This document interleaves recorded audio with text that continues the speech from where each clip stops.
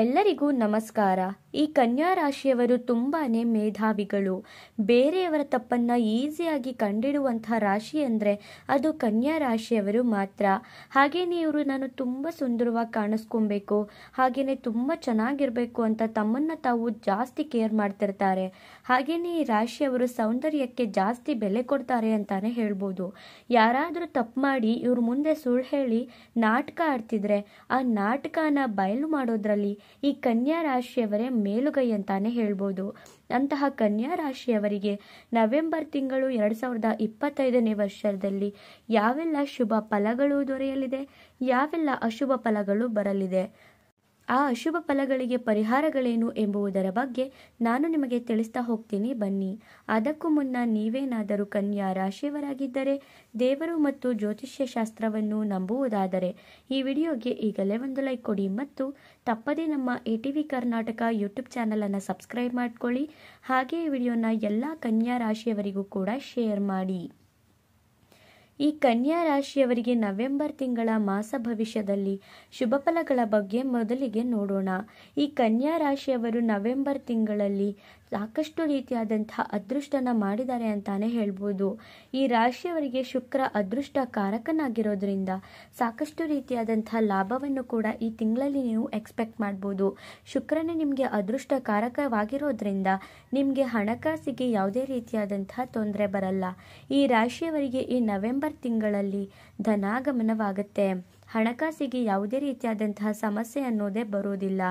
ಇನ್ನು ಸಂಗಾತಿಯಿಂದ ಲಾಭನ ಈ ರಾಶಿಯವರು ಪಡ್ಕೊಳ್ತಾರೆ.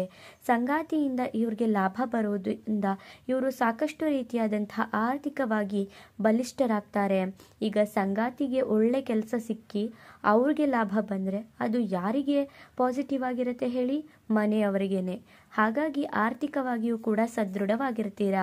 ಹಾಗೇನೆ ಸುಖ ಸಂತೋಷ ಅನ್ನೋದು ನಿಮ್ಮ ಕುಟುಂಬದಲ್ಲಿ ತುಂಬಿ ತುಳುಕುತ್ತೆ.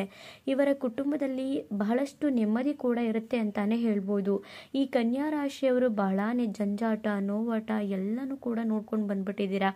ಇಷ್ಟು ದಿನ ಕುಟುಂಬದಲ್ಲಿ ಅಶಾಂತಿ ನೆಮ್ಮದಿ ಇಲ್ದಿರೋದು ಎಲ್ಲನೂ ಕೂಡ ಅನುಭವಿಸ್ಕೊಂಡು ಬಂದ್ಬಿಟ್ಟಿರ್ತೀರಾ. ಆದರೆ ತಲೆ ಕೆಡಿಸ್ಕೊಳ್ಕೊಳ್ಳೋಕ್ಕೆ ಹೋಗಲೇಬೇಡಿ. ಈ ಕನ್ಯಾ ರಾಶಿಯವರಿಗೆ ನವೆಂಬರ್ ತಿಂಗಳಲ್ಲಿ ಕುಟುಂಬದಲ್ಲಿ ಬಹಳನೇ ನೆಮ್ಮದಿ ಅನ್ನೋದು ಕೂಡ ಇರುತ್ತೆ. ಹಾಗೆಯೇ ದಾಂಪತ್ಯದಲ್ಲೂ ಕೂಡ ಸುಖ ಸಂತೋಷ ಅನ್ನೋದು ತುಂಬಿ ತುಳುಕುತ್ತೆ ಅಂತಾನೆ ಹೇಳ್ಬೋದು. ಇನ್ನು ಗುರುಗ್ರಹ ಲಾಭಸ್ಥಾನದಲ್ಲಿ ಈ ರಾಶಿಯವರಿಗೆ ಇರೋದ್ರಿಂದ ಎಲ್ಲ ಕೆಲಸದಲ್ಲೂ ಕೂಡ ಜಯ ಪ್ರಾಪ್ತಿಯಾಗುತ್ತೆ. ಗುರುಗ್ರಹ ಮಿಥುನ ರಾಶಿಯಿಂದ ಕಟಕ ರಾಶಿಗೆ ಬಂದಿದ್ದಾರೆ. ಹಾಗೆಯೇ ಈ ಕಟಕ ರಾಶಿಗೆ ಬಂದಿರೋದ್ರಿಂದ ಈ ಕನ್ಯಾ ರಾಶಿಯವರಿಗೆ ಗುರು ಲಾಭಸ್ಥಾನಕ್ಕೆ ಬಂದಿರ್ತಾರೆ. ಹಾಗಾಗಿ ಇವರು ಏನೇ ಒಂದು ಕೆಲಸ ಮಾಡಿದ್ರೂ ಕೂಡ ಅದರಲ್ಲಿ ಜಯ ಅನ್ನೋದು ಪ್ರಾಪ್ತಿಯಾಗುತ್ತೆ. ಇನ್ನು ಗುರುಗ್ರಹ ಮತ್ತು ಶುಕ್ರಗ್ರಹ ಇಬ್ಬರೂ ನಿಮಗೆ ಒಳಿತು ಮಾಡ್ತಿರೋದ್ರಿಂದ ಸಾಕಷ್ಟು ಯಶಸ್ಸು ಅನ್ನೋದು ಕೂಡ ನಿಮ್ಮದಾಗ್ಬಿಟ್ಟಿರುತ್ತೆ.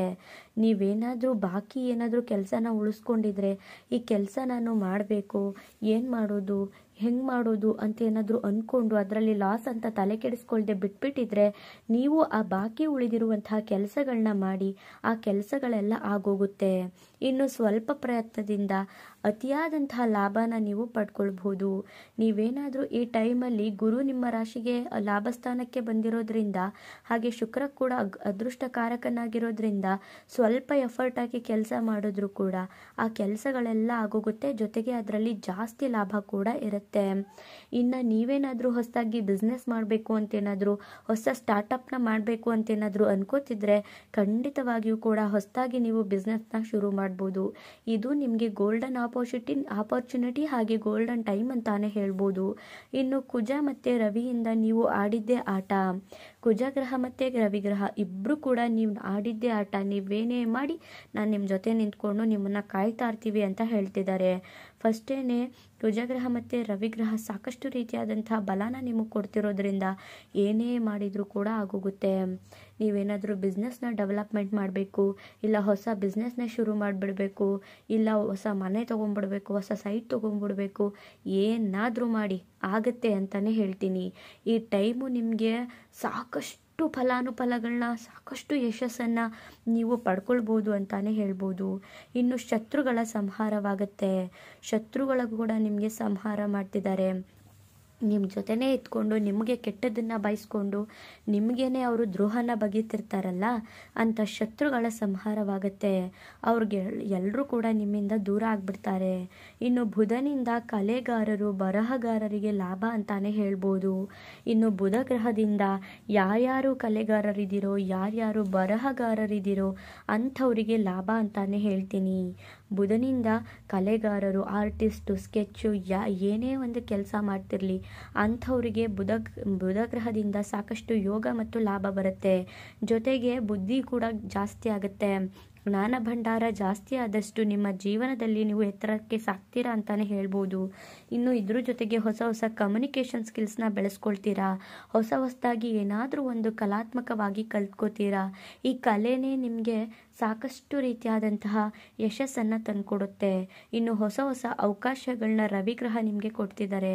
ನೀವು ಏನೇ ಒಂದು ಅವಕಾಶಗಳು ಬಂದರೂ ಕೂಡ ಅವಕಾಶನ ಬಳಸ್ಕೊಳ್ಳಿ.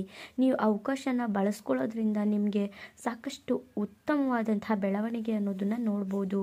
ಇನ್ನು ರಾಹುವಿನಿಂದ ಬಹಳಾನೇ ಅನುಕೂಲಕರವಾಗಿರ್ತೀರಾ. ರಾಹು ಕೂಡ ಸರ್ಪ್ರೈಸ್ ಗ್ರಹ ಆಗಿರೋದ್ರಿಂದ ನಿಮಗೆ ಗೊತ್ತಿಲ್ಲದೇನೆ ಸಡನ್ನಾಗಿ ಹಣ ಬಂದ್ಬಿಡೋದು, ಸಡನ್ನಾಗಿ ಸರ್ಪ್ರೈಸ್ ಆಗಿ ನಿಮಗೆ ಏನಾದರೂ ಒಂದು ಹಣ ಬರಬೇಕಾಗಿದ್ರೆ ಬಂದ್ಬಿಡೋದು.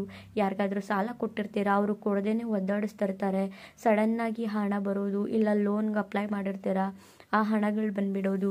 ಈ ರೀತಿಯಾಗಿ ರಾಹುವಿನಿಂದ ಬಹಳಾನೇ ಅನುಕೂಲಕರವಾದಂಥ ವಾತಾವರಣನ ನೀವು ಸೃಷ್ಟಿ ಮಾಡ್ಕೊಳ್ಬೋದು. ಇನ್ನು ಉದ್ಯೋಗ ಪ್ರಯತ್ನದಲ್ಲಿ ಯಶಸ್ಸು ಅನ್ನೋದನ್ನು ಕೂಡ ನೀವು ಪಡ್ಕೊಳ್ತೀರಾ. ಯಾರ್ಯಾರು ಉದ್ಯೋಗ ಮಾಡ್ತಿದ್ದೀರೋ ಅಂಥವ್ರಿಗೆ ಬಡ್ತಿ ಸಿಗುತ್ತೆ. ಹಾಗೆಯೇ ಉದ್ಯೋಗ ಪ್ರಯತ್ನದಲ್ಲಿ ನಿಮಗೆ ಯಶಸ್ಸು ಅನ್ನೋದು ಲಾಭವಾಗುತ್ತೆ. ಇನ್ನು ಸಂತಾನ ಭಾಗ್ಯದ ಯೋಗ ಕೂಡ ಈ ರಾಶಿಯವರಿಗೆ ಇರುತ್ತೆ. ಯಾರ್ಯಾರು ಸಂತಾನ ಭಾಗ್ಯಕ್ಕಾಗಿ ಅಪೇಕ್ಷೆ ಮಾಡ್ತಿದ್ದೀರೋ, ಯಾರ್ಯಾರು ಸಂತಾನ ಭಾಗ್ಯನ ಪಡ್ಕೋಬೇಕು ಅಂತ ಅನ್ಕೋತಿದ್ದೀರೋ, ತುಂಬ ವರ್ಷಗಳಾಯಿತು ಮದುವೆಯಾಗಿ ಮಕ್ಕಳೇ ಆಗ್ತಿಲ್ಲ, ಇಲ್ಲ ಇವಾಗ ಮಕ್ಕಳು ಬೇಕು ಅಂತ ಪ್ಲ್ಯಾನ್ ಯಾರಾದರೂ ಮಾಡ್ತಿದ್ರೆ ಈ ಟೈಮ್ ನವೆಂಬರ್ ತಿಂಗಳಲ್ಲಿ ಕನ್ಯಾ ರಾಶಿಯವರಿಗೆ ಸಂತಾನ ಭಾಗ್ಯ ಯೋಗ ಇರುತ್ತೆ. ಇನ್ನು ಗುರುಗ್ರಹ ಕೂಡ ನಿಮ್ಮ ರಾಶಿಯಲ್ಲಿ ಅದ್ಭುತವಾಗಿರೋದ್ರಿಂದ ಮದುವೆ ಆಗುವಂಥ ಯೋಗ ಕೂಡ ನಿಮ್ಮದಾಗತ್ತೆ. ಯಾರ್ಯಾರು ಮದುವೆ ಆಗಬೇಕು ಅಂತ ಅನ್ಕೋತಿದ್ದೀರೋ, ಒಳ್ಳೆ ವರ ಒಳ್ಳೆ ವಧು ಬೇಕು ಅಂತ ವೆಯ್ಟ್ ಮಾಡಿಕೊಂಡು ಮದುವೆ ಆಗದೆ ಇದ್ದೀರೋ, ಈ ಟೈಮಲ್ಲಿ ನೀವು ಸ್ವಲ್ಪ ಎಫರ್ಟ್ ಹಾಕಿದ್ರೂ ಸಾಕು, ನಿಮಗೆ ಮದುವೆ ಆಗೋಗುತ್ತೆ. ಇನ್ನು ಇಷ್ಟೆಲ್ಲ ಶುಭ ಫಲಗಳನ್ನ ಈ ಕನ್ಯಾ ರಾಶಿಯವರು ನೋಡಿದ್ದಾಯಿತು.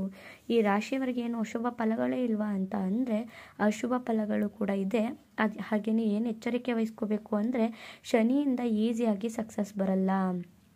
ನೀವೇನೇ ಮಾಡ್ಬೋದು, ನೀವು ಎಫರ್ಟ್ ಹಾಕ್ತೇನೆ ಯಾವುದೇ ಕಾರಣಕ್ಕೂ ಕೂಡ ನಿಮಗೆ ಈಸಿಯಾಗಿ ಯಾವುದೂ ಕೂಡ ಸಕ್ಸಸ್ ಸಿಗಲ್ಲ. ಸ್ವಲ್ಪ ಕಷ್ಟಪಡಿ. ಇನ್ನು ನಿಮ್ಮ ಶಿಸ್ತು ಮಾತ್ರ ನಿಮಗೆ ಒಳ್ಳೇದು ಮಾಡುತ್ತೆ. ನೀವೆಷ್ಟು ಡಿಸಿಪ್ಲಿನಾಗಿ ಎಷ್ಟು ಎಫರ್ಟ್ ಹಾಕಿ ಕೆಲಸ ಮಾಡ್ತೀರೋ ಅದು ಮಾತ್ರ ನಿಮಗೆ ಲಾಭನ ತಂದುಕೊಡುತ್ತೆ. ಇನ್ನು ಖರ್ಚಿನ ಮೇಲೆ ನಿಗಾ ವಹಿಸಬೇಕಾಗತ್ತೆ. ಕೇತು ಗ್ರಹ ನೀಚನಾಗಿರೋದ್ರಿಂದ ನಿಮಗೆ ಕೇತು ಗ್ರಹ ಖರ್ಚನ್ನು ಕೊಡ್ತಾರೆ. ನೀವು ಎಷ್ಟು ಇತಿಮಿತಿಯಿಂದ ಖರ್ಚು ಮಾಡ್ತೀರೋ ಅಷ್ಟು ಒಳ್ಳೆಯದಾಗುತ್ತೆ. ಇನ್ನು ಪರಿಹಾರಗಳನ್ನ ಏನೇನು ಮಾಡ್ಕೊಬೇಕು ಅಂತ ನೋಡೋದಾದರೆ ಗಣಪತಿಯ ಆರಾಧನೆ ಮಾಡಿ, ಸಂಕಷ್ಟಹರ ಚತುರ್ದಶಿನ ಆಚರಣೆ ಮಾಡಿ.